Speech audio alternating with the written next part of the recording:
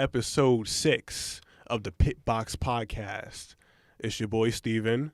We have Gartrell and a special guest that we're going to introduce in a second. But first, as usual, Gartrell, how you feeling out here? Feeling good, doing good, and hoping to keep doing good. Okay. Do you want to tell the kind folks at home the few things you've done to them for?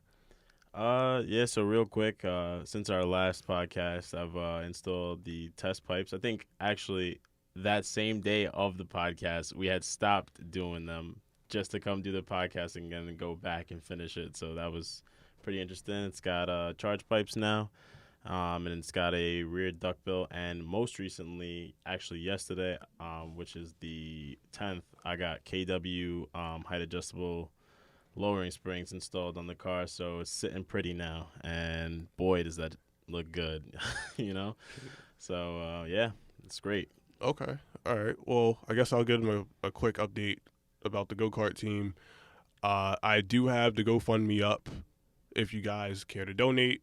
It's in the link of the previous video that I put up. The thumbnail is me speaking with the go-kart behind me. Even if you don't want to put anything in, that's fine. Feel free to repost it. Share the video with anybody that you think may be interested. I know this week I have the trickle charger coming for it and the charger for the aim screen. Just to tell people who don't really know what either of those are, the trickle charger just keeps the battery topped off while you're not using the cart. The cart's been sitting for a while and it's going to continue to sit for a little bit until April when I can start using it.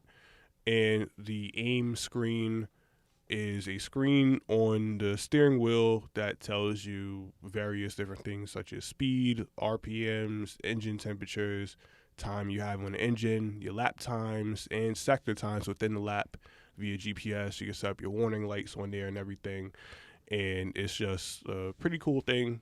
Some people have other aim products in their cars, but I have it on the go-kart.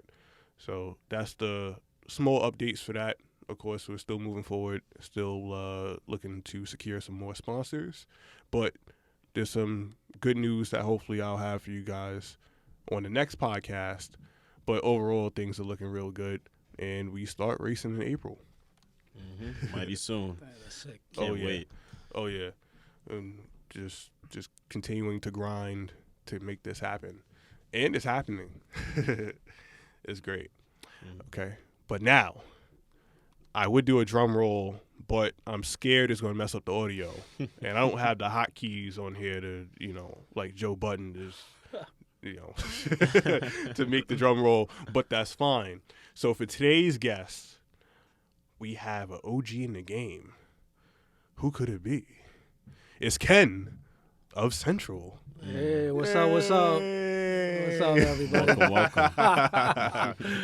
What's good? How you feeling today? I'm doing good. I don't know. I was just telling you guys I'm feeling a little under the weather because I started a new diet. So if I act a little funny or talk a little funny in microphones, it's my first time doing a podcast too. So Yeah. a little nervous, but I think we'll have fun. Nerves are good. It's good energy, I feel like sometimes, for sure. Yeah, definitely. Mm-hmm. Okay. So I guess we'll get right into it. Yeah. I'll start it off by talking about how I came across Central.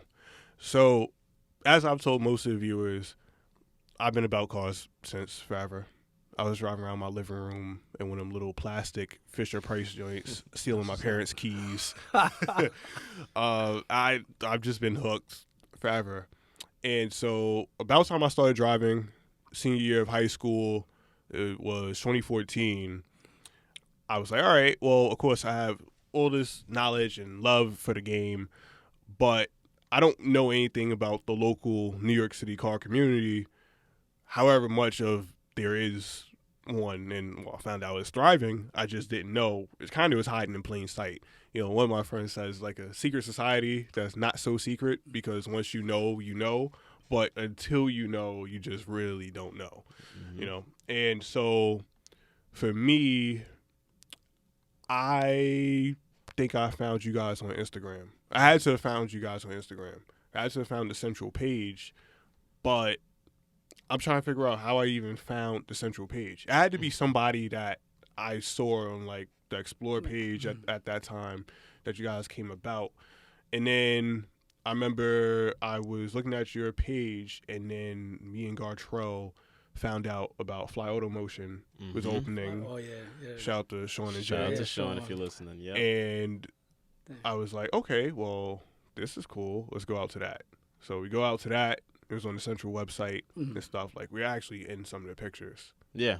I remember. You know, it's funny now. Now, I remember you. Yeah, and that's probably from that day. Yeah, It's probably. Yeah, because now it makes everything is coming to when you were talking about it, now getting flashbacks in my head. Yeah, and so then after that, of course, I started talking to both Sean and Jay a lot more, and they would just tell me about things, and I didn't know really about any of the local shows like We Fest, Tuner Evo, stuff like that. I didn't have any idea because in my family, my cousin's in the cars, but not to the extent that I am.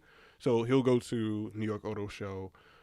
He'll do a few things to his car, but he's not the crack addict like I am with it. Right. And so they were like, oh, yeah, the best show is Week Fest. I'm like, I don't even know what you're talking about.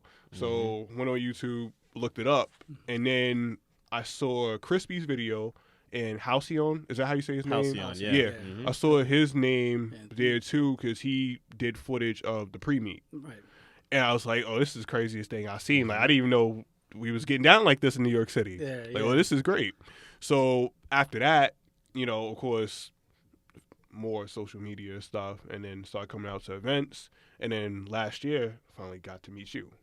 That's what's up. Yeah, so Central definitely helped me get into the fold of the local community, Right. which is pretty cool because, like I said, it's kind of like it felt like a secret society. Right. That's not much of a secret till you get there. You're like, oh, it's right in front of my face. Very true. Yeah, I know.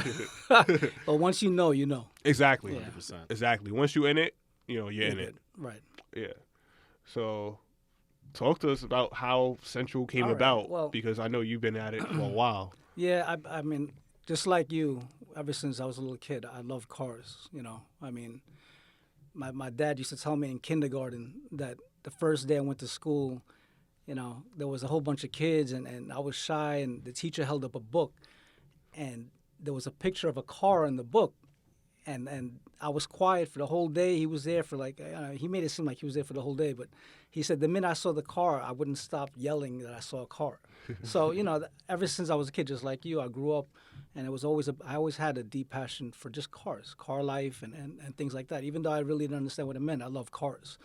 And, growing up, it's weird. My father never was into cars. My mother wasn't into cars.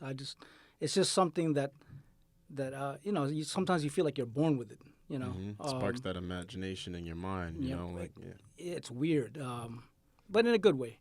And, growing up, my dad told me early on how to drive. That's one good thing. Even, I think I was 12 years old when I started driving. I used to sit in his lap and he used to let me drive.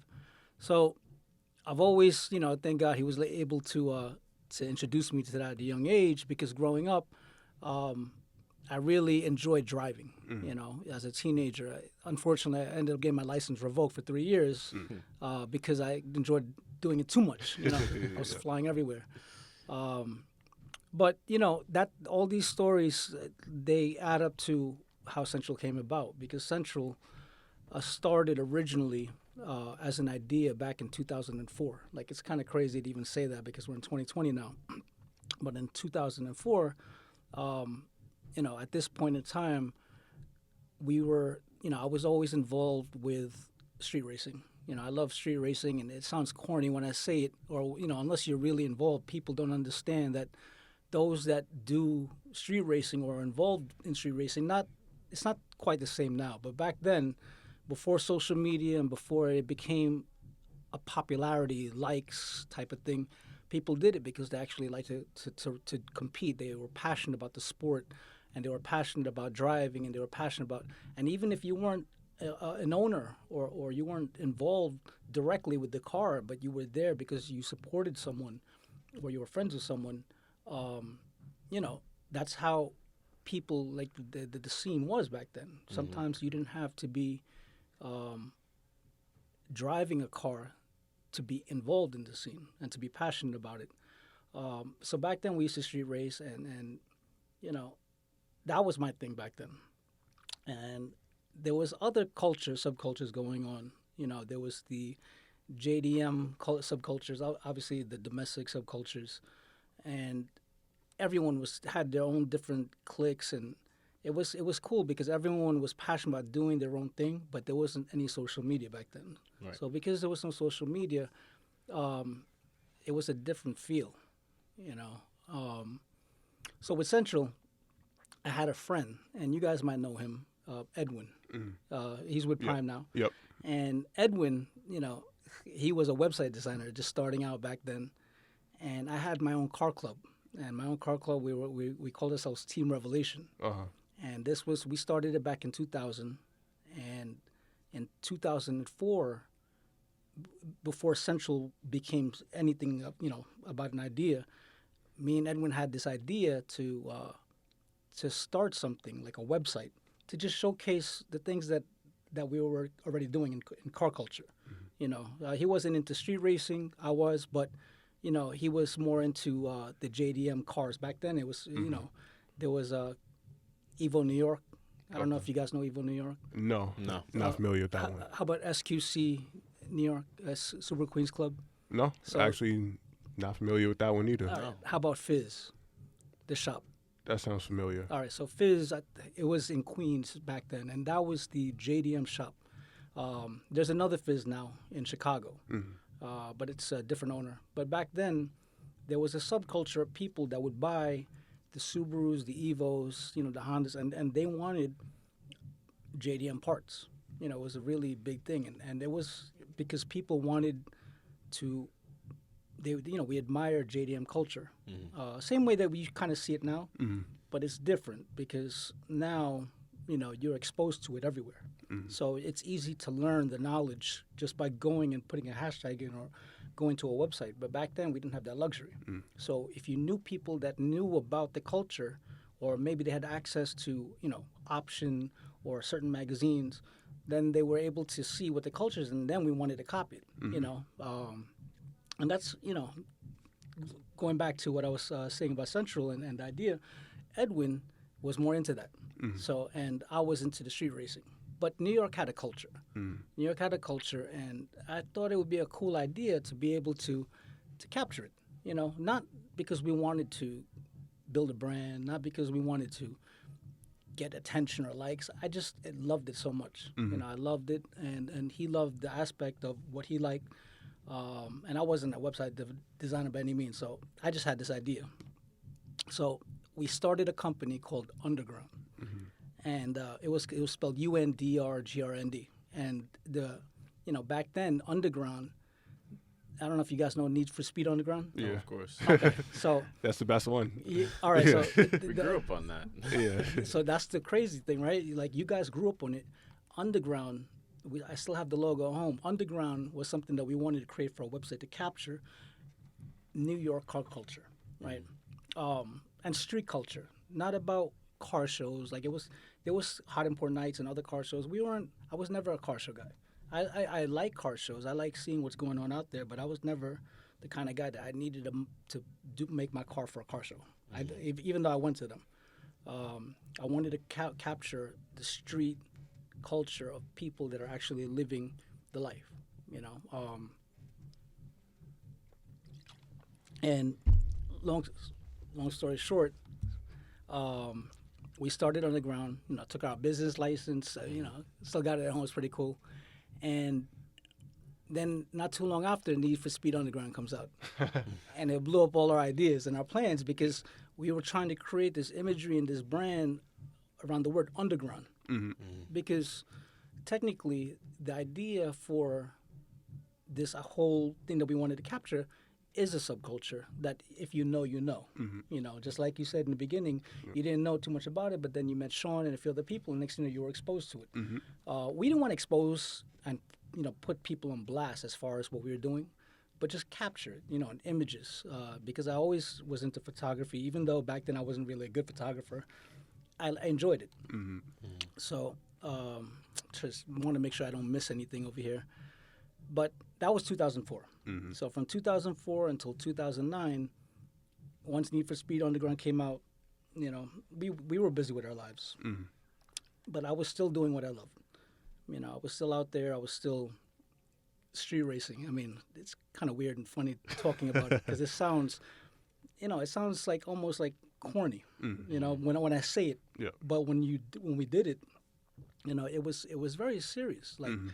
it was serious in the sense that myself and everyone that was involved, whether they were with me or they were with their own groups and their own crews, people that we were very passionate about what we did, and that's something that always carried us through. So I'll be honest with you too. I don't really want to badmouth because I like Fast and Furious, like the movie. Like it means a lot. I know it means a lot, especially to your Yeah. generation. Definitely. It influenced a whole generation of people, but I was the generation before that. You know, um, we were the guys that when Part One came out, and you hear about. I don't know if you guys know about Racer X. You know, Racer X. Sounds Sounds like familiar. Speed Racer. Sounds familiar. all right. So Racer X, if you you could Google it. The origin, like where the original Fast and Furious movie came out, what it was based off of was a guy in New York. It was off a race, a racer, Racer X, and they used to race on the West Side. And I think it was a producer or someone that was in one of the creators of Fast and Furious, the movie. Supposedly, I think he went out there, he witnessed Racer X racing on the West Side. I mean, that's stuff that we used to do all the time on the West Side, and other places. You can never do that now because just with technology and, the laws are a lot different now and everything else. But back then, we used to see all these kind of things, and so, I mean, we're talking about 20, over 20 years ago. It's kind of crazy when I think about the time. But Fast and Furious also changed the dynamic of car culture as a whole. 100%. It was something that was truly underground and truly secretive back then. Not because we wanted to like be secretive, but Right. because we didn't. People that were involved back then didn't want the regular people to be involved unless you were passionate about like us. Right. Because if not, it was bringing unwanted attention. It was blowing up spots, like literally the locations that we were at. We already had to deal with, attention from, authorities that didn't want us to be in certain places and things like that. So It was the true secret society then. Now it's kind of like the not so secret society, So like then it was like you had to actually know someone that knows someone to get close to it. Exactly. And now it's kind of just like I could buy a car, go to, Full Throttle and just talk to anyone about something like that. And it's definitely advanced. exactly, Mhm. it's a different culture, different time. So and I know we're going to go into that further. So with Central, not until around 2009 did we decide to do something more with underground. There was still a lot of things going on. We were still passionate about cars, about the different things going on, and that's when we started working on building Central. And the name Central came about because where I live in Westchester, and there's this strip called Central Avenue. And Oh, where Shake Shack is, right? exactly. Okay. Yeah. But back then, I don't know if you guys are familiar. There's a Nathan's that's on Central Avenue in Okay. Yonkers. Yeah. Oh, didn't know. Yeah, I remember seeing that one. I think we probably passed it on the way. you did. But if you pass it recently, it's not the way it used to be. So the original Nathan's, it had its own arcade. It was a big, it was somewhat big. It was a landmark in Yonkers. It's going back to like the '60s, and like Central Avenue had a history of car culture. Like it's very deep roots, and it's like Deer Park in Long Island. I don't know if you guys are familiar with Deer Park in Long Island. Okay. Yeah. All right. Yeah. So like the car culture runs deep in Deer Park. Well, Yonkers and Nathan's had the same type of thing. I mean, my next door neighbor, she's probably in her 70s now. When I was younger and I was, getting into cars, she used to tell me that in the 70s she used to drag race, on Central Avenue. So when she used to see me coming out with cars, she was like, "Oh, I used to do that when I was young." But that's how deep rooted it was. Yeah. Every Thursday night in Yonkers, hundreds of cars, hundreds of bikes, people, set up races. I mean, a little kid, I used to ride my bike down there before I even had a car and go and watch the cars, like, you know, on my bike, because I just wanted to see what was going on. So the name Central came from Central Avenue. Okay. Yeah, yeah. Long story short, but we didn't want to call it Central because it just, you know, it's too plain. Yeah. So that's where, similar to like the name Underground when it was abbreviated UNDRGRND, that was the name and the logo. Well, Central, you know, we give it a twist, and that's how Central came about. And if you look at the logo Central, the original logo, the T looks like a cross, because we had this idea back then when we started doing Central, that not just to capture culture, but other subcultures in New York. You know, we had friends that were into like graffiti, you know, and you know their work was awesome.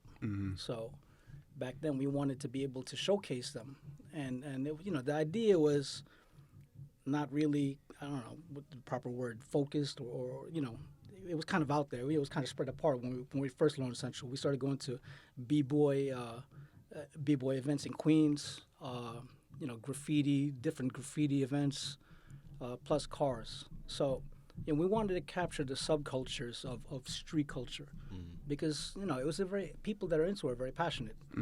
But of course, what do we come back to? Cars, because that's what we're really into. Right. And so, just to put it out there, Central was never about being a brand. It was never, even though we created this logo, we had a website, it was never about creating something that, oh, you know, we're gonna blow up and we're gonna, you know, go corporate, or I don't know, you know, all these different Right. ideas. You know, I just wanted to capture what I loved. So more like a movement, if anything. So you want, in terms of bringing it to people, bring it to people. Yes. Okay. Yeah. And all right, nice. There's one thing that is funny you bring that up. So the movement itself, you see, I'm a father now, right? But for some reason, even back then, even before my daughter was born, I loved it so much. I wanted people to know how cool it was, or how I felt about it, because I felt like other people could feel the same way. And you know, we started doing events not because we wanted to make money or anything like that, but because we wanted to showcase culture. You know, now when we showcase the culture that we love, the way I saw it, at least, I wanted to be able to influence the younger generation. You know, the kids who are not driving it. You know, the same way that I used to ride my bike down, I used to see the older people out there racing and on their cars, and I didn't know what was going on, but I loved it. I know that a little kid out there might see the same thing, and what happens? They're gonna grow up and they're gonna remember. Oh well, I remember what these guys were doing, and I want to go do it. You know. Basically us. Well, you know, in a sense, right? Very true. well, there's something dope about this, and what's dope is we had a show. One of our shows, the theme was "Leave Your Legacy," right? And you know, it's funny when you asked me originally, like, you know, Ken, one of the topics, and I don't mean to get off track real quickly, but it just came up. You know, one day, I think we spoke about this on the phone, but one day you guys, some kid is gonna come up to you and be like, man, I remember what you guys are talking about, and now I'm doing it, and you're gonna be the older guy, and then they're gonna be looking at you, and you're gonna say, man, like I really, you know, I'm thankful that I was able to touch this kid's life, because now this kid loves what I love. You know, but who knows how car culture be in that time? It might be something totally different. You know, That's very true. All right, sorry. I feel like I'm going all over the place now. Yeah, sorry about that. It's all good. all good. It's all good. It's all good. great information, honestly. Just being able to really get a perspective from, you know, where you came from and where we're coming from, and kind of how they intersect, because they definitely do. Like, your movement, your passion helped, maybe not directly because you started before us and it was different, but definitely in becoming what you are now, and with Central. Like, we have pretty much intersected that at some point, and now it's kind of like we're on the same path with the passion. So that's very cool. Interesting to see how we, you know, have come from That's different, you know, age groups and experiences, and come to like pretty much moving in the same direction in car culture. So it's really awesome to hear, honestly. Cool. Yeah. I agree. So I guess the next thing we'll talk about is the cars. So I know you've had a plethora of vehicles throughout your time of driving. Talk to us about them. Right, I know you have an Evo 9. I'm sorry, you have Evo 9 right now. I have an Evo 9 now. It's my third one. It's Evo 9 RS. My first car, my first real car was a 99 SI. Okay. And the reason I say real car is because before that, my parents used to let me drive their 96 Ford Explorer. Uh-huh. And you know, it's funny, back then, I wanted to, it was automatic, you know, V6, whatever, it wasn't even the 8-cylinder. I wanted to throw, like, you know, racing stripes on it and exhaust and lower it. You know, I didn't know anything about cars or racing back then, but that's what I wanted to do. But it was their car. I couldn't do it. So my first car was a 99 SI. And EM1? EM1. What color? Electron blue purple. Oh, the best yes. color. Yeah, Okay. yeah. And you know, it's funny. I'll never forget the first day I saw it because I was taking the bus to go to school, and it was on the truck. They were unloading it at the dealership, and I never saw it. Like, I never even knew it was coming out, but I saw the blue, and I was like, yo, you know, I was blown away. So I looked it up. You know, I found out that it's the new SI and revs 8,000 and all this other stuff. So, long story short, I was able to get my parents to co-sign for me, and that's how I got the car. So, you know, picked up the car, and the day I pick it up, the salesman comes by, and, you know, he starts talking, and I said, listen, you know, I don't need, you know, you don't need to explain everything to me. I know what I'm getting, and, you know, I just wanted to drive. Yeah. So I get into the car, and the first thing I do is stupid. I rev it to red line, a bang, just, you know, because it revved $8,000, you know. Like, it's funny. The first day I had that car, I pull up to a light, and I caught a race. And it's the first time I ever launched, like, well, actually, it's not the first time I ever launched, because I learned to drive stick on it's my wife's brother's, I'm sorry, my brother-in-law's 1990 Grand Cherokee. It was 5-speed. Okay. So that's where I learned to drive stick. But the SI was the first time that I actually raced anyone before. So, you know, I went to a red light. It was probably like an hour after I picked up the car from the dealer. And pull up to a light, and this kid in a 4-door EX Civic, you know, and he had a loud exhaust. He pulls up next to me and revs. Yeah, so we raced, and I was able to beat him by like a quarter of a car, which, you know, you look back, it's like a quarter of a car. Like, what is that? But back then, it felt like I destroyed him. And I was like, yeah, it's amazing. It don't matter if you win by inch or a mile. Winning's winning. Exactly. The Fast and Furious influence. Yep. Yeah, see that? Never. Yeah, that's crazy. This was like in April '99. You know, just thinking about how long ago it was. But, you know, there was something that I was thinking about, and it was in my notes, but I figure I'll bring it up now because of my SI. So there was something that we'll probably go, you know, back to later in the conversation, but I didn't really appreciate my SI until I had my cousin-in-law drive the SI. So back then in '99, he had a '97 GSX, and I didn't know anything about street racing. I didn't know anything about drag racing besides, like, you know, like messing around. And he was doing 12s in that car. In '99, you know, you're doing 12s, and you're That like, was ridiculous. yeah, you're a rocket ship. Yeah. And it was a GSX. It was '97. I think he had like a 16G turbo. And so, long story short, he drove my SI, and I had the utmost respect for him because of his car, and, you know, because he could drive. So when he drove my SI, and he, you know, I let him drive it, and he launched it, and he took it to like 110 miles per hour. And to me, I was like blown away, you know, like redlining every gear. You know, that kind of set the tone for me, you know, and things that I would be passionate about down the road. So, okay, so back to my cars. Yeah, so 99 SI, that car ended up getting stolen a year later. Jesus. Yeah. Oh, man. Yeah, I went to the Palisades Mall, and went to go buy a shirt. And I forget, it was like June 2nd, 2000.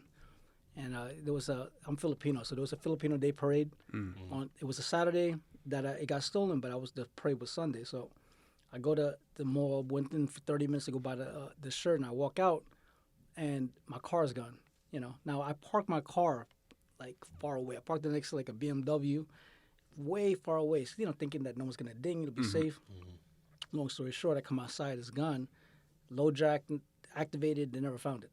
Wow. But I did get a letter years later, maybe like 3 years later, that they found the parts matching my car overseas.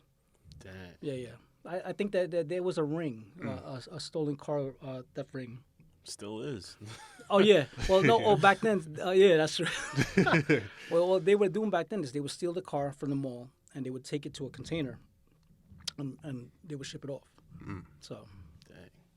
Now they just chop it up. yeah, Yeah. Sell it to whoever needs. You need a hood. Yeah. that shit was funny. Yeah, but Sorry. it's all right. Yeah, it's all okay. right. So let's see, 99 SI. After that, I kind of realized I didn't want an all-motor car anymore. I went I took it to Hunts Point one time, and I raced against a Jeep Grand Cherokee, Okay. and I lost. Oh, this is well before SRTs. Oh, That must have been a really fast old Jeep, right? No, it was like was a '99 Grand Cherokee. like a regular one. Yeah, but if you go to certain parts of Hunts Point, it's not even the 8th mile. So it's like, they got more torque on the bottom end. And all-wheel drive. Yep. He took off. It doesn't matter. Like those, if you're on a short course and you're going against, a car, and I was spun, and plus, back then I was a noob. But I had some races. I raced a V6 Camry. I lost. I mean, it's kind of embarrassing talking about it, but these are things I'll never forget because it pissed me off. Yeah, you get humbled. Oh yeah. So once the SI got stolen, I realized, my next car, I want to get something with turbo. I was considering getting maybe like a GSX, like my cousin-in-law's car. But thing is, I wanted a new car. So a new car, there wasn't that many options. Long story short, I'm getting a GTI. So my second car was a 2000 Volkswagen GTI 1.8T. Okay. And I can relate. MK4. I love that car. Yeah, he had one. Oh yeah. We kind of went through the same progression, just real quick. Like I started off with the Celica GT, the 5-speed. Okay. And then I was like, this car is great, but I gotta get a turbo. And then whoop, right into the 1.8T. So I'm right there with you. What GTI also? Yeah, Mark IV. What year? 2003, I want to say 2003. Okay, 2004. so you had the faster one. That was like I don't know if you remember the motor designations. So I had AWD, which is 2000. 2003 was probably AWP. So right. Yes, it was AWP. Yeah. Yes, I remember that. I was a die-hard Volkswagen guy. So you had the slightly bigger turbo, the KO3 Sport. Correct. Yeah, mine was a regular straight KO3. So it's, but I still went like low 14s in that car. With bolt-ons. So it was quick and it was fun, and people recognized the car because it was yellow. It was a Futura yellow. So it's like a mustard yellow. I had SSRs on there, and I used to go everywhere. We used to go to Philly to go race, Brooklyn, the Flatlands, the Bronx, Connecticut, and I used to take my GTI everywhere. And you don't really see yellow GTIs, especially ones that like to drag race. So people are like, oh, I recognize the car, this and that, and that car was fun. I ended up keeping the car until I found out the Evo was going to come out. So when the Evo was going to come out, ironically, I actually wanted the STI, and I think that my whole life would have been different if I gotten one, because that would have been, listen, I love STIs. I'm not trying to talk trash. I know you're a Subaru guy, but back then, if you threw bolt-ons on a STI and you threw bolt-ons, because there was no real big turbos yet, and bolt-ons on the Evo, the Evo's going to win on a street race, quarter mile, hands down, unless that you got something else different. But bolt on, and there wasn't that much out because the cars were still new here, So when the Evos came out, STIs might have been slightly quicker stock for stock, but the minute people started doing tunes and mods, the Evos were dominating on the streets. And I still had my GTI at the time. I had GTI until I ended up selling to a friend of mine. So then my next car was a 2003. Evo 8, Evo 8. I was gonna say GSR, but yeah. So that one, I never forget that car. It was one of the first in the area. I bought it in April of 2003. Literally, it was probably like the second or third one in the area. And I never saw a white one. The first one that I saw was red. Actually, no, I'm lying. The first one I saw was blue. Blue and then red and then mine. So I had that car. And bolt-ons, But back then, everyone thinks that an all-wheel drive. Everyone thought my Evo was running 10s back then. Yeah, everyone thought it was. And the thing is, I love to run the car, man. I ran the car everywhere I went. I ran the car. We looking for runs everywhere. Plus we used to go to Englishtown, Acco, Island, the tracks and stuff like that, which is also a dying breed all in itself. But had that car for a while. then Evo 9 came out. I Mm-hmm. wasn't going to trade it in. I was going to keep my Evo 8. And then they said that the Myvec was on the car, and the Myvec, would you do basic mods, and you're putting out the same power without cams compared to Evo 8. So I was like, you know what, I'll just trade it in. Yeah. And it ended up selling my 8 to a friend of mine, bought the Evo 9. Funny story. So I picked up my Evo 9 on October 31st, 2006, right, in Pennsylvania. And I come home, and 2 days later, I ended up catching a race for money, and against a Mach 1. Okay. I don't know if you guys know the Mach 1, the Mustang. Yes. Yeah. Yes. Yeah. I know. Yeah. The little wing on the back and everything. The little wing in the Okay, back. yeah, It was right, also a 2006. It was new. It was blue, and then he was actually pretty well known too back then. He was well known like in Spring Valley and Rockland area. We used to call him Godzilla because he was a big dude. I ended up giving him a car and a half and the brake, like something stupid. Wow. Yeah, because I was so I was so excited to race. Yep. And that his MO was always asking for, well, I wouldn't say asking for a spot, because it's not that he asked for a spot, but he was very good with trying to set up the race so that he has the best advantage possible. It was a stupid thing. I just gave in because I just wanted to go run. Yep. And instead of him launching, he just rolls it out. So I give him the brake, and you're watching someone, and you're waiting for him to launch, Yep. but he rolls it out real slow, and then gets on it. By the time he's actually on it, he's already like another Yeah. Distance from you. distance yeah. ahead. So I lost that race. And then I just want to lose my train of thought. Yeah, I had the Evo 9 for a while. That was the car I pretty much had until I took a step back from cars itself for a while until I got my Type R. Okay. So I don't know. Type R, got the Type R in July 2nd, 2018, but I got into the car accident on last July. Mm-hmm. It was a pretty serious accident. So, Yep. but I'm thankful I'm okay. Yeah. My daughter's okay. So Yep. And now you have another Evo. yeah, The so third Evo. third Evo. Yeah, this one is strictly. I'm not really into. I'm obviously not into any type of street racing or anything like that anymore. I haven't really been into it for, it's kind of crazy, like almost 10 years. Maybe more than 10 years, because, at 2009, I was already like kind of taking a step back. Long story short, when you start doing stuff, that involves money, and you start doing stuff that involves competition, sometimes you don't get the best people. Sometimes you have some really good people, and then you got some people that are so fixated on winning and money, and next thing you know, things can go wrong. Yeah. And I've seen, I was telling my boy the other day, and I think I told you this when we spoke, but I look back and there's one thing that I could always say about car life: I have no regrets.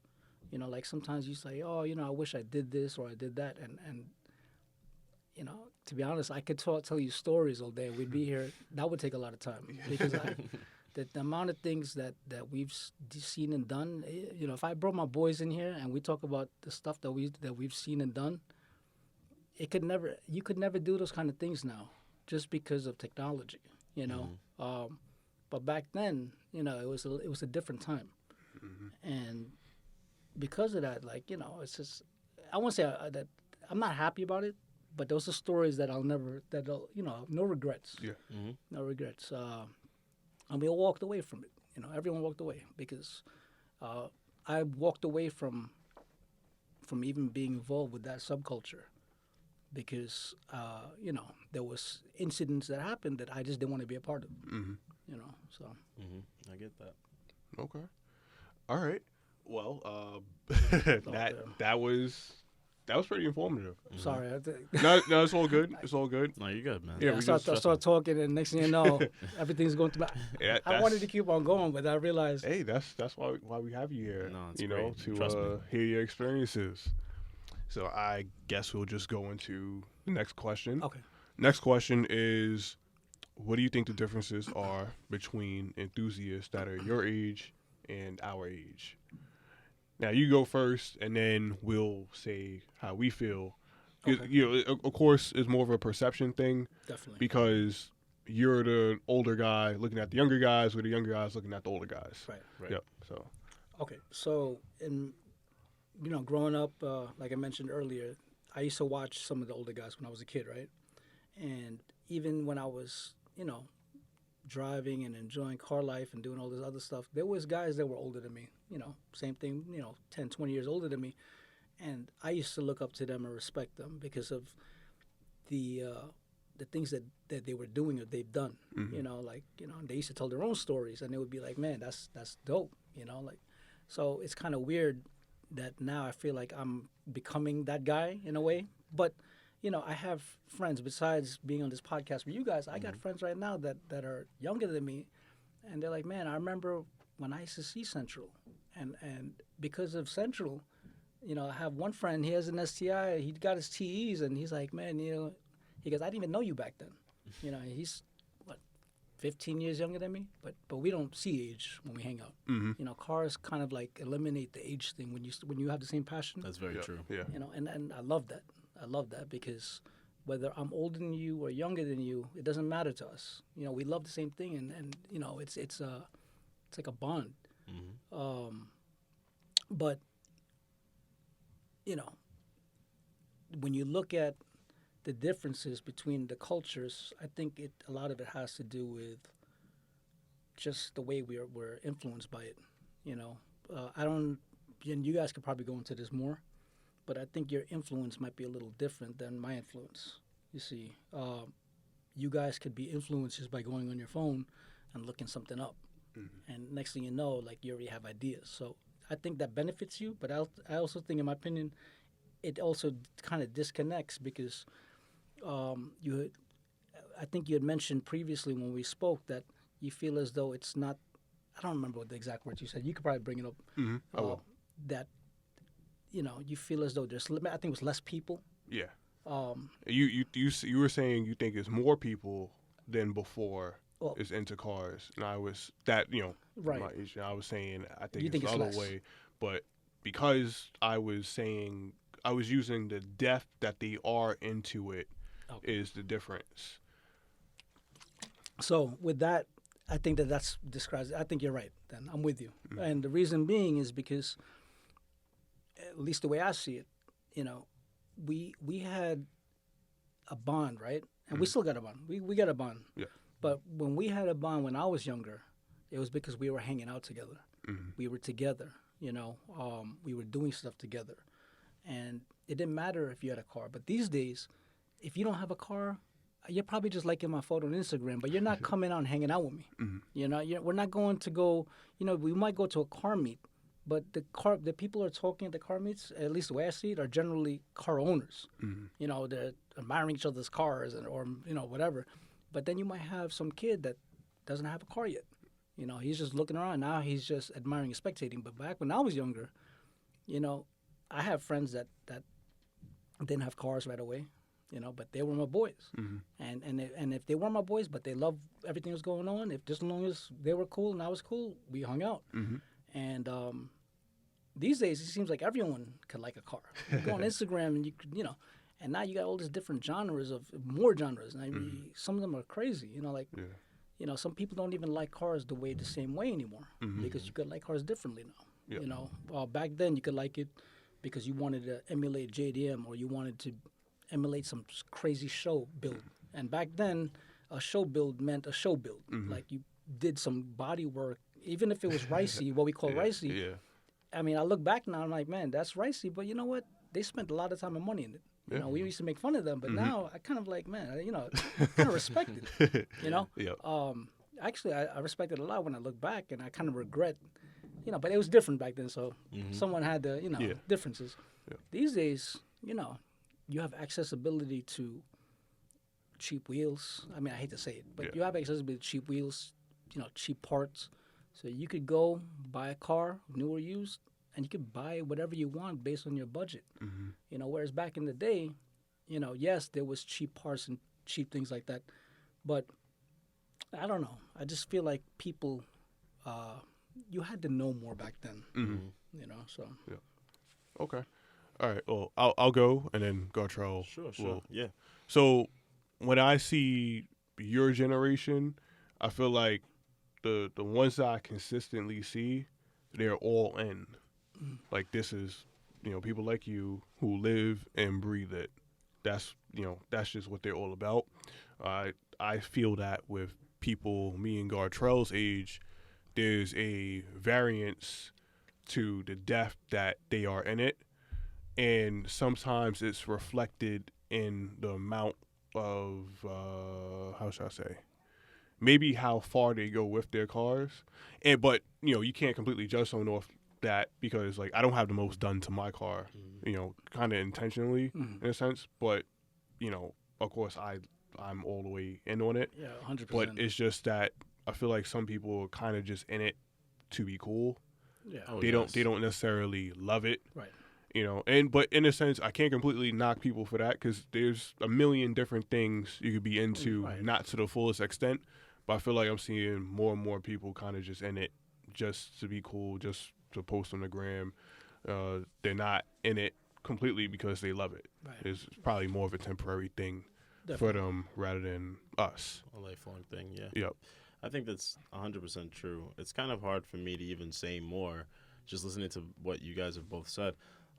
If I'm just drawing straight, differences between, the older generation and the newer generation, I definitely say that, like Steve said, there's people that are 100% into it, and I feel like those are the people that have literally started, back before car culture was in a sense cool, and have just like gone through like every transformation it's went through and like come out the other side shining. Like you see like these crazy NSXs that come to your meet and stuff like that, and like those are the people that have really progressed through it. And then also see those same people in our generation. There are those people that take something very simple and make it absolutely amazing, and we see them come all the time. And then again, there's that disconnect when it comes to how much someone is into the car culture.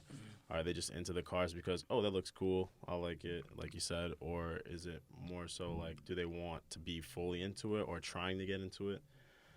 It's really hard to say. And then again, those people that just want to be cool, I feel like they've also brought like a whole subculture to car culture in itself. Like the people that just want to be cool are the people they come through stereos blasting, hookah just comes out and they put that on the side and they're smoking it, and I'm like, I don't know, like listening to what your generation was like in car culture, that would just be like, I guess, the word of a poser in a sense, back then, like someone who just comes around just to try to be down, but they're not, into the actual car culture, the sport. So I don't know. It's a big. There's so many sects to it, and I say SECTS if anyone misheard that. There's so many sects to car culture now. It's just like almost hard to discern, the real differences because it's just progressed so differently. I blame social media. Yeah, it's a gift and a curse. It's funny. And it's funny that you made that comment at the end, and I'm not going to go into it, but I think the whole world, it's just, I don't know what it is, but the whole world feels like that. Not just about cars, but about everything. It's like, Yeah. there's like a lot of different things that are changing in the society now, and it's reflective, I guess, in cars. There's just, we might call them, okay, so there was one thing about Central that there was a key phrase, and you'll see the hashtag sometimes, and this is what makes it, like, in my opinion, Central is why it means a lot to me, as a brand, I guess, but also as just an idea and a concept and what it means, what I would like it to mean to people, is like we used to say, this is how we live. And you can say that about a lot of subcultures. But when we talk about Central and cars, it's because this is how I live, and I know that that's how you live, and that's how you live. When you talk about go-karts and you talk about racing and driving, and I was listening to the other podcast when you guys went to the Tail of the Dragon, and you talk about driving and doing things, that's more than just cars now. That's how you, like when you're doing it, you're living, right? And that's one thing that's Central, like we always wanted to portray, is this is how we live. You'll see the hashtag TIHWL. This is how we live. Okay. Yeah, that's why we did that hashtag, because it's about capturing people being passionate doing the things. I love to drive too. Like, we go karts. We go, I just want to shout out my friends at that I go driving with in the mountains at night. Mm-hmm. You know, the Winding Spirit guys. I don't know if you ever seen them on Instagram. Winding Spirit. You That can sounds look- familiar. You can look them up, but Mhm. you know, there's people out there that love cars, and that's cool. And I love it. Yeah. Right. And then there's another level, in my opinion, where people that just it's not just about looking at the car, but they might have to find it. It's like being passionate about being behind the wheel. Hmm. You know, and I'm not knocking anyone that just doesn't want to drive. Oh yeah, same here. Same Yeah, here. because Yeah. that's I love that too. Hmm. But me, I there's a strong passion for driving. Hmm. You know, when you're in the mountains, you could be by yourself, or you could be with people that are feeling it, and you know, just like a certain euphoria and a certain place mentally that we go Hmm. when you're at your limit, but you're not Yeah. scared. I don't know if Yeah. that makes any sense. No, It- that makes sense. You know what I mean, It right? makes sense. Yep. Yeah. So you know, I even said his dad, tell my dad, you know, we had a family get together, and I told him, I said, you know, if you put me in go karts when I was young, I could have, you know, maybe I would have been famous right now. You know? Yeah. He's like, no, you'd probably be dead. I'm like, that's why I never did it. But yeah, so you know, this is how we live. Is a very, I think that's like the core thing with Central. You know, and that's why we also captured the graffiti and the b-boy in the beginning, because we wanted to capture this is how we live, but this is how we live is Central. You know, and that's the things that we want to capture. And I don't want it to ever seem elitist. You know, I think you Yep. mentioned that early on about you guys are kind of like elitist, but not elitist, but kind of like secret. But it was never about secret. It was more about, you know, if you see the NSXs, right, and you see these people that you could tell put time and a lot of effort and money into their builds to create something, maybe one day it'll inspire you to do the same, right? That I think that's the whole purpose, Yep. you know, inspiration and being able to live your passion. Damn, I'm going off on a tangent again. I'm sorry. So good. It's all good, bro. Yeah. Like I said, I don't want to come off as I'm attacking people who aren't in it to the fullest extent. Right. Like Oh, we no, are. I don't. That's Yeah, no. yeah, because that's not what it's about. Right. It's just stating that some people have ulterior motives. And just to like make it more relatable to like everyday people that might be listening to this, not to bring up, you know, race or anything like that, but the same way, like, you know, the world is becoming more accepting of different, you know, sexualities and everything like that. It's the same thing with car culture, you know. At the end of the day, someone enjoys something, so you don't want to, you know, just take a giant poop on it. You want to at least take the time to hear them out and see what it's like, you know. Don't just like put them off to the side just because they're different, you know. Yep. That's a big thing now. So Yeah. it's just translating into car culture. You're into stance, I might be into race, but we appreciate cars, period, and that's where we come together, you know. Yeah. So It took me a while to like accept that because I would look at a No, stance yeah. car. Let's just say it was a stance FRS BRZ 86. After I took my car to the track the first time, I was like, "Oh, you done lost your minds. If you think you're gonna put these crazy wheels on the car, you can't even drive it. Like, Right, do you right. know what you're driving right now?" right. And then it was like, "Yo, it's their money. Right. It's how they want to experience it. Relax. It's all good. Like they love cars too. They're just in their own lane with it." Well, so there are, because I have some people in mind that built even some really dope and stance, you know, FRS and BRZs, but they're so passionate about getting it just right, Yep. you know, and putting and then you have the people that will do it because they want the attention, and there's a difference, and to be honest with you, those people that want attention, I really don't like them. I mean, listen, I respect it if you want the attention. I get it. Yeah. You know, some people, it's just a personality thing. But it's not a good look in car culture because you start doing things that bring a negative attention to the scene. And to be obnoxious. And to be Exactly. obnoxious. You Right. know, now, for instance, you go to a car meet, right?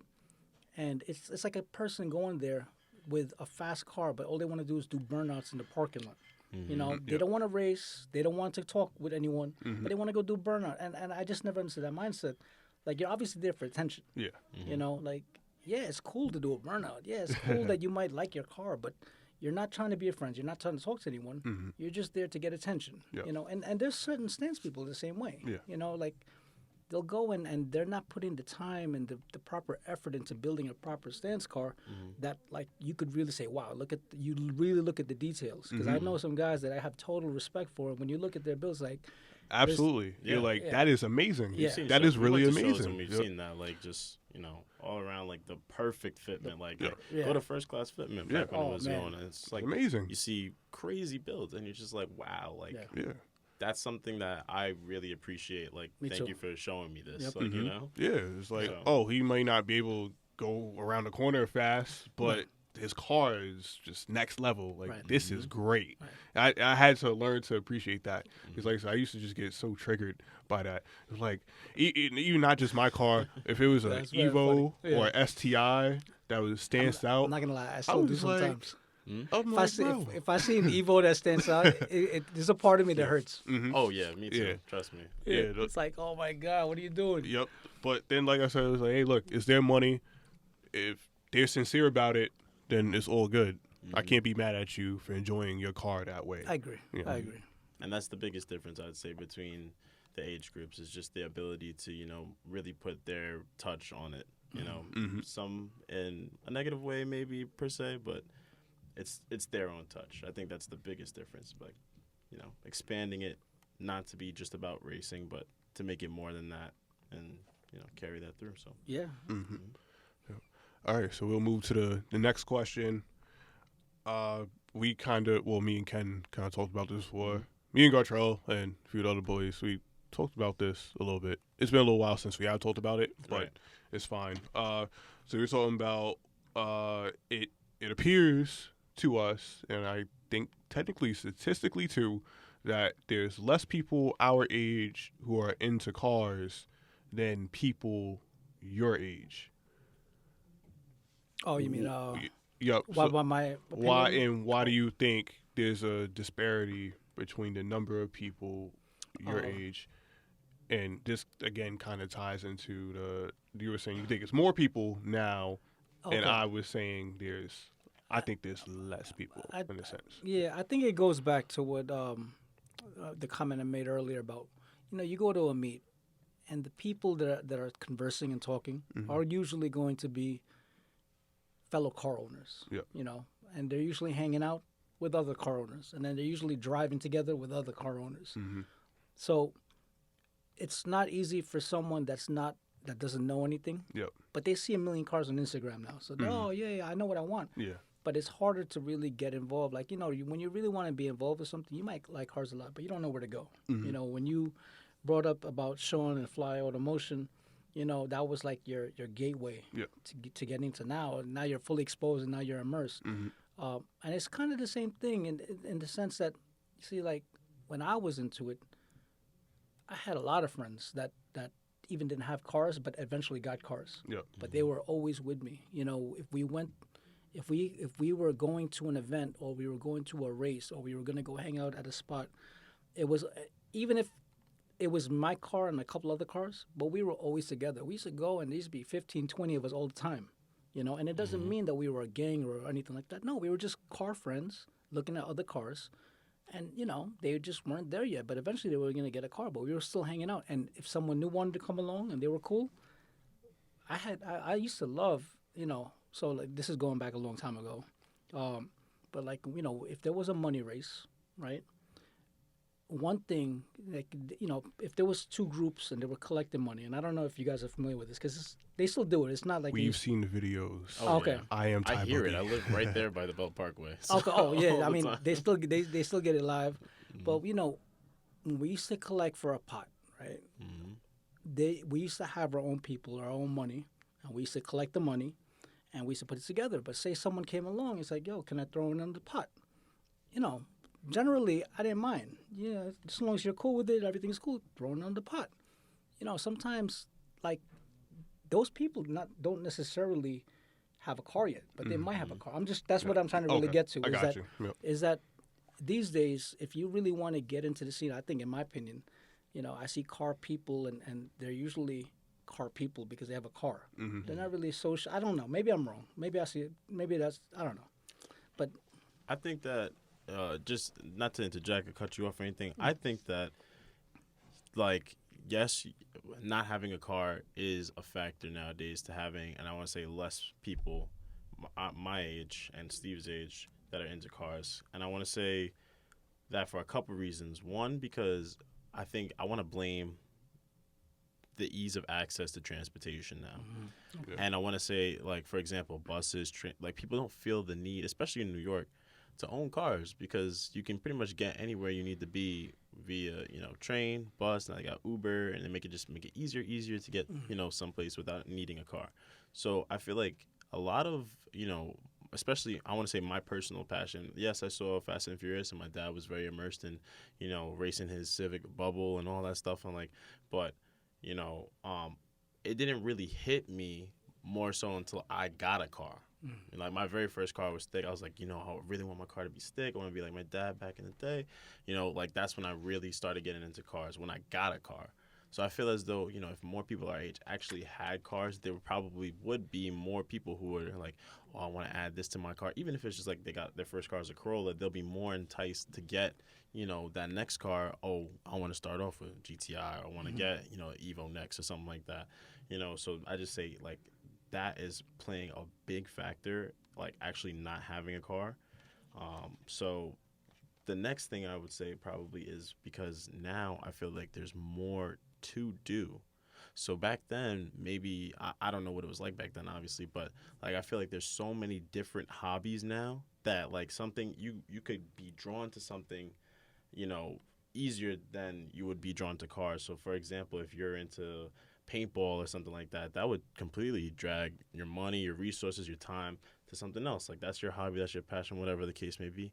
And then so on and so forth. Maybe it's, music or whatever the case may be. There's just more access to different hobbies and, passions. And I feel as though back then, cars was a big thing. Like I talk to random, adults now, and just in my job, whatever the case may be. Oh, I had a BMW back then. I had this Chevy. I had this, I had that. Because cars were the thing. You needed a car to get around. You needed, and you just kind of like progress into getting into cars, But that's my personal opinion as to why there's less people. Yeah, I agree with that. I think the issues almost kind of have nothing to do with cars. Like you said, the ease of transportation, in theory, especially if you're only really going back and forth to work, Uber is probably a cheaper option than owning the car, or if you're somebody who you have a car but you only use it twice a week, it's definitely more cost effective to have an Uber. I also think things like student debt hold back our age. Money is a big factor. Yeah, because this stuff isn't cheap by any means. I mean, really, when you start to dig into any hobby, it's not cheap, but especially cars. That's true. And then the more you climb the ladder, it just gets worse and worse and worse and worse and worse. And I know for your generation, of course, something like college wasn't necessary. You get to have your high school degree and you'd be perfectly fine. But for us, the college degree is a high school degree. Right. Everybody has one, and so many people are just saddled down by student debt and credit card debt. It's hard to spend that money on a passion, even getting into a passion if you don't have it to spend. Right. Especially with the cost of living going up. Yeah. So it's not even just like, you don't have money. It's the fact that it's expensive to live here, and then you factor in everything. If you get a car note, did you pay for it outright? Insurance, all that stuff. So I understand the money aspect. It hits home because, starting off, it was kind of just like, hey, I got, an engine intake. That's my only mod because that's all I can afford. Yep. And so, like, it's kind of hard to move forward until, like, you really progress. But, I agree. Yeah. I agree. I mean, it's funny you guys mentioned. I was just giving some thought about, I just mentioned earlier that it was hundreds of cars that used to come out by me when I was a kid, right? And even when I was driving and I was out, and it's not there anymore. It's not. I mean, there are no car nights by me anymore. There's people that try to throw meets, but religiously, every week there was hundreds of cars, bikes everywhere, and it's funny now that I really give it some thought about. It's just not the same, you know. And I think that both points that you guys made are both like strong, valid points about this generation. You know, they have a lot of options, and the student debt and school and everything else it's definitely different than it used to be. Because back then you could go to do a trade, and most of the guys. I mean, I have a lot of friends that end up becoming mechanics and things like that. I have a lot of mechanic friends, and doing other things that were trades that didn't necessarily require going to college. So yeah, it is a different time, and it is a dying culture. To be honest with you, it kind of makes me sad when I think about it because I feel like I don't know. I think it's the way of technology too. I mean, we're talking about self-driving cars, electric cars. So it's a dying breed all in itself. Yep. We're already losing manuals altogether. It seems like So it's just like, God forbid, it's a matter of time. I think that eventually, nature, and I'm putting quotes on that, will correct itself, and we'll see a rise in people who are more interested, and I hope so because it's a really awesome passion and hobby. It's passion and hobby that Definitely really can change your life. Really, to the people you meet, what it inspires you to do. Like for example, me wanting to do great in life, kind of, revolves around cars in a sense. Every one of us wants to have that one exotic car one day, just to be able to afford a fleet Ferrari of exotic cars, fleet, or a Lambo or something like that. 10-car garage for the right. So that's I have the motivation. got Right? the RX-7, the Evo, got the 3, all of that stuff, and you would love to be able to just have as many and do whatever you want to them. So it's like you gotta strive, you gotta work hard to make sure that you get the money and everything, so that you can build the passion. And it's almost like it will literally drive you to success, because it's not cheap, and you can't just be like going through life and just doing whatever. You guys are young, right? But you have the goals. It's funny, even at my age, right? So we go over our goals, and I have my family, I have my daughter, my wife, and whenever we're doing some type of, I'm a realtor, right? So we do these team meetings and talk about things that will motivate us for the week or the month or whatever, and you would think that the big why is generally for your family, which it's automatic. 100%. But but how you mentioned cars. So like if I think about the car I want to get or the house that I want for the cars, it brings out a different type because it's not a need. Like a family's a need. I want the best for my family, but I need the best for my family. A car, and a house is more of like a want for a goal. So and wants drive you more. I feel like they do because needs you're gonna go do work, but the want is gonna take you to some other level, right? Because you want this is something you're passionate about.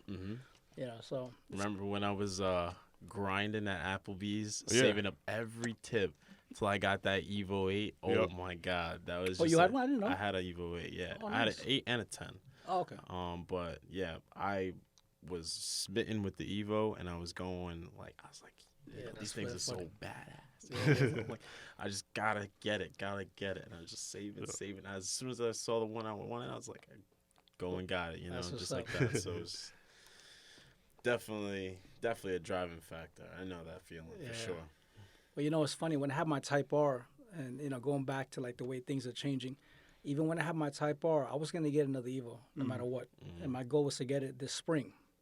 Then I got to the car accident, and things obviously changed, and I found the RS in Virginia. But I wanted Evo because they don't make cars like that anymore. You drive a car that has, it had some electronics, but it's so raw. Cars will never be like that again. Yeah, and you have the RS. Oh, that's another thing. Yeah. I wish I brought it tonight. Yep. Shout out to Kareem because he's been saying that for God knows how long we've known him. So if you're listening, he said it for you. Yeah. Yeah. Okay. Well, anything else you want to add on to what was said, either of you?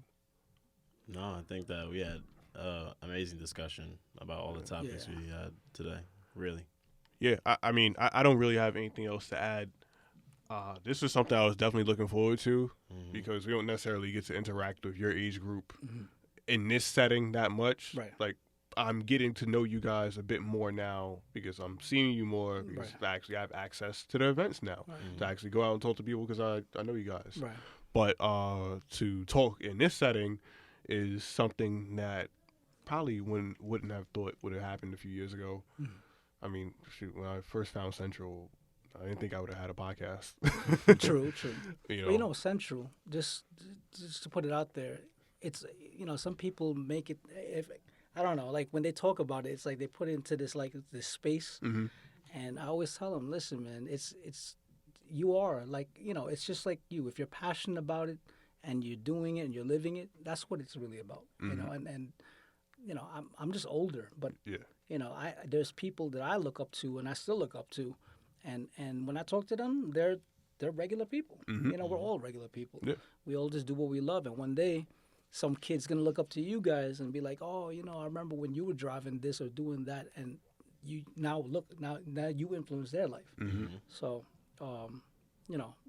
that's, even though I'm a little older, in my mind, I don't even think I'm old. But when you told me your age, then I was like, all right, yeah, I'm older. But I think that if we live the life that we love, whatever it is, it could be cars or anything else. That's the most important thing. So. Okay. So where can the people find you on social media? So on social media, my personal is Ken, KEN_Central, SNTRL. And then obviously the Central Instagram, SNTRL. Yep. And in Facebook, you could just go to Central. Yep. So. Yep. Anything you want to plug, Gartrell? Not really. Just make sure you check out No Lift Garage on YouTube, and follow our account on Instagram, No Lift Garage, all one word. And hope to be speaking to you guys very soon again. Yeah, I definitely enjoy doing this. I think we're it. going to have to bring on more people such as yourself. Maybe we can get Prav to come on here and Edwin. Well, it's funny. I spoke to Edwin earlier. I told him, listen, if I go on tonight, you mind if I mention your name? Because, that's a whole different discussion for another day. Yeah. But he was like, nah, go ahead. He goes, yeah, I think that we might be in a podcast. You mind if I bring your name up? I said, nah, go ahead. So, Yeah. That's history. Definitely. Yeah, all right. Well, it's been great. Thank you guys for listening, and stay tuned for more. You already know, follow us on Instagram at PitboxPod and No Lift Garage, and then Supreme Trail over here. And I got Soul 21, SOLE, like a sneaker soul. And that is all for today. Thanks for listening. We appreciate the support. Stay tuned for more from us. We meet the go-kart, more from No Lift Garage. Trying to up the ante on that page. Oh, yes. Just keep pumping out the content. And stay tuned with more from Central. Yes. Yep. All right. Thank you. Have a good night. Thank you, guys. Thank you.